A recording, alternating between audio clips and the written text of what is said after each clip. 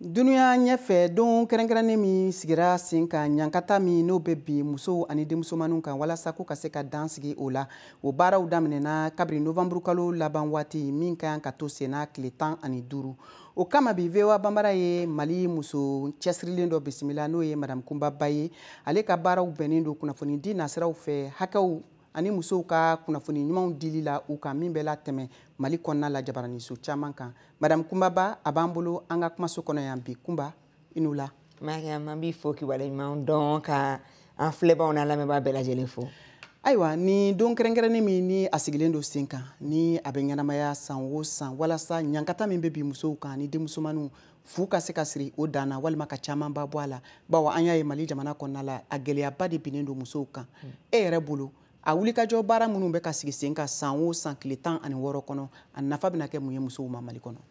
An bɛ se k'a fɔ nin kɔni ye dɔgɔkun 2 baara de ye n'an b'a fɔ a ma 16 jours d'activisme san o san depuis 1991 donc a bɛ san 30 bɔ bi ni diɲɛ baɲumankɛ tɔnw bɛ wuli k'u cɛsiri walasa ɲankata min bɛ ka da musow kan n'an b'a fɔ a ma violence faite aux femmes et aux filles a ka se ka dabila nka dabilali fɔlɔ bɛ kɛ min ye o ye kunnafoni ye. O de y'a to belebeleba bɛ kɛ sensibilisation ni kunnafoni di kan donc a bɛ daminɛ novembre kalo tile 25 min ye diɲɛ seleke naani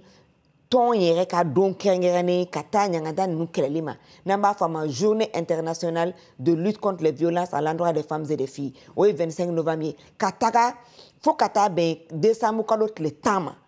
Donc décembre kalo tile 10 o ye diɲɛ seleke naani tɔnba bɛɛ bɛnna sariya gafe min kan n'o ye déclaration universelle des droits humains ye k'a yira k'a fɔ muso tɛ dɔwɛrɛ ye hadamaden kɔ muso ye maanifin de muso ye mɔgɔ de donc wale ni hakɛ fɛn o fɛn bɛ cɛ la a bɛ muso la o de y'a to an b'a daminɛ 25 novembre ka taa fo 10 décembre donc kɛrɛnkɛrɛnnen kelen fana b'a kɔnɔ n'o ye décembre tile fɔlɔ ye n'o ye sida bana kɛlɛli ye parce que an b'a dɔn Mali la n'a fɔra ko sida bana i b'a ye k'a fɔ ale kɔni ɲɛda ye muso ɲɛda de parce que a bɛ muso min sɔgɔ a t'o cɛ sɔgɔ. Tiɲɛ don. Ayiwa an b'a dɔn i ka baara ye kunnafoni di ye i bɛ jaw ni kunnafoni ɲumanw caman na tɛmɛ musow ka hakɛ lafasali ko kan jamana yɛrɛ kɔnɔna la. Awa e bɛ se ka misaliya di an ma kabiri ye kumaɲɔgɔnyaw ni kunnafoni di nasiraw baaraw daminɛ yala i delila ka misaliya dɔ sɔrɔ muso kunda min ye a yira k'a fɔ a ye ɲankata sɔrɔ i n'a fɔ an bɛ deli ka a caman ye cogo min na bɔlɔlɔsiraw kan wa. A caman ba Mariam hali e ni ne yɛrɛ kɛ kunnafoni problème yɛrɛ ye min ye ɲankata min bɛ da musow kan ka da musoya yɔrɔ kan a ɲankata ka ca tuma dɔ musow yɛrɛ t'a dɔn k'a fɔ nin bɛ ka kɛ ne na yan ye ɲankata dɔ ye donc tuma dɔ e yɛrɛ ye victime ye e ye survivante ye i b'a camancɛla la mais i yɛrɛ ma lakodɔn k'a fɔ ko nin man ka kɛ donc o ye don o don n'i ye Mali yɛrɛ lajɛ a fɔli man d'an ye k'a daminɛ bolotigɛ la k'a daminɛ bugɔli la fo ka taa ninbɔ la Mali de la sɔgɔla k'a ye muso furucɛ ye marifa ci a kun a la k'a faga yɔrɔnin kelen ala ka forow bɛɛ da yɔrɔ suma muguɲɛ 37 bese da bolo filatigɛ donc a ka ca fo k'a dama tɛmɛ ɲankata don dɔrɔn ye faneni baneni bɛ a la hakili caw bɛ a la i bɛ baara kɛ k'i saga minɛ o bɛ a la kuma dɔ ka i bali k'i tɛ se ka baara kɛ k'i bali k'i tɛ taa l'école la mais min yɛrɛ ka jugu Mali la o ye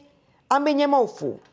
k'an bangebagaw fo mais an ka constitution n'o ye sariya sunba ye o b'a yira k'a fɔ ko Mali la maa si ka hakɛ man ka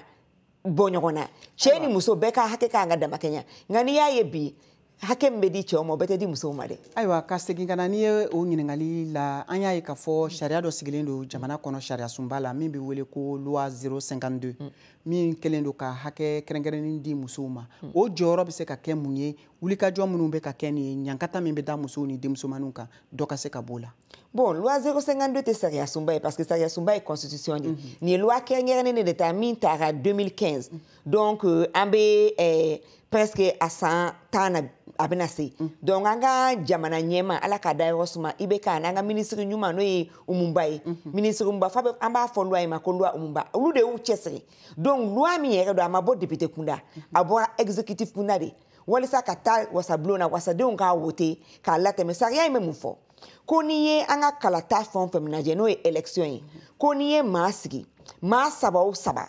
an k'an jilaja kɔni kelen a kana dɔgɔya o ka kɛ musolaka ye walima o ka kɛ cɛlaka ye o kɔ k'an kana listi si sɔrɔ min bɛɛ ye cɛ ye walima min bɛɛ ye muso ye a bɛ mun wɛrɛ fana fɔ ko ni jamana bɛ cadaw a ka cadaw dayɛlɛ ka musow bien cɛ wele k'a bila baara la n'an b'a fɔ ma nomination k'o fana na nomination si man ka kɛ min bɛ kɛ minimum min bɛ jigin 100 sarala 30 ka kɛ muso ye walima 30 ka kɛ cɛ ye walisa an ka na a to cogoya si la musow kelen ka taa walima cɛw kelen ka taa nka n'i y'a ye ni sariya in yɛrɛ taara tuma min na gouvernement fɔlɔ-fɔlɔ min n'a kɔfɛ o gouvernement ma sariya bato wa an ɲɛ b'a la hali transition kɔnɔna na gouvernement fɛn o fɛn nana a si ma se ka muso ta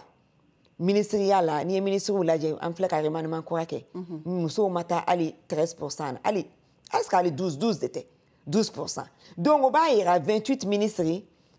6 muso. Donc o kɔni b'a yira k'a fɔ ko sariya in a ma faamuya fɔlɔ. O jamana o jamana ni t'i ka sariya bonya misali ɲuman tɛ ka di denw ma. Donc ne yɛrɛ kɔni kelen ni ye ne ɲininka m'an kɔrɔw ni ɲɛmaw ɲininka mais ni ye ne ɲininka ne b'a fɔ k'an ka sariya in sonsoro fɔlɔ an ka baara kɛ hakiliw kan dusukolow ni hakili ka minɛni kɛ n'o ye minɛni kɛ sariya bɛ sɔrɔ ka timɛ mais ka sariya ta jamana yɛrɛ tɛ sariya bato o ye gɛlɛyaba ye. Ayiwa ni diyara an ye nin tun ye madame Kunbaba ale ka laseli ye an bɛ aw hakili lajigin k'a fɔ kunnafoni sɛnsɛnna don min ka baara fanba bɛnnen don musow ka hakɛ o lafasali ma ka bɔ Mali kɔnɔ Kunba an b'i fo.